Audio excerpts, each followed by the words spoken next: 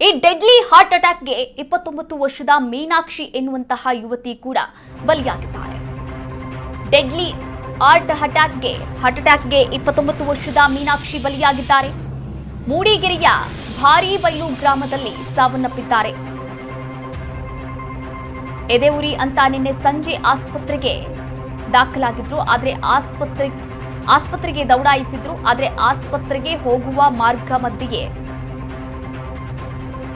ರಸ್ತೆಗೆ ಒಂದು ಮರ ಅಡ್ಡ ಬಿದ್ದಿತ್ತು. 3 ದಿನದ ಹಿಂದೆ ಲೋ ಬಿಪಿಗೆ ಮೀನಾಕ್ಷಿಗೆ ಚಿಕಿತ್ಸೆಯನ್ನ ಕೂಡ ನೀಡಲಾಗಿತ್ತು.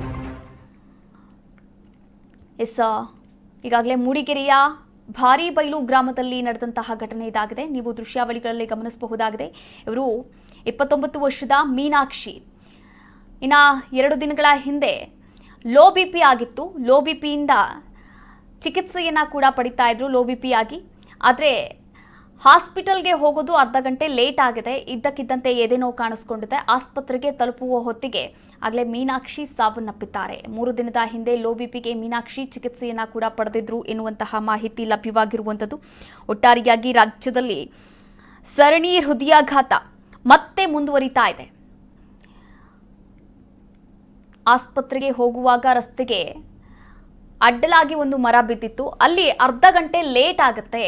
ಹೀಗಾಗಿ ಆಸ್ಪತ್ರೆಗೆ ತಲುಪುವ ಹೊತ್ತಿಗೆ ಮೀನಾಕ್ಷಿ ಅಸುನೀಗಿದ್ದಾರೆ ಎನ್ನಲಾಗ್ತಾ ಇದೆ.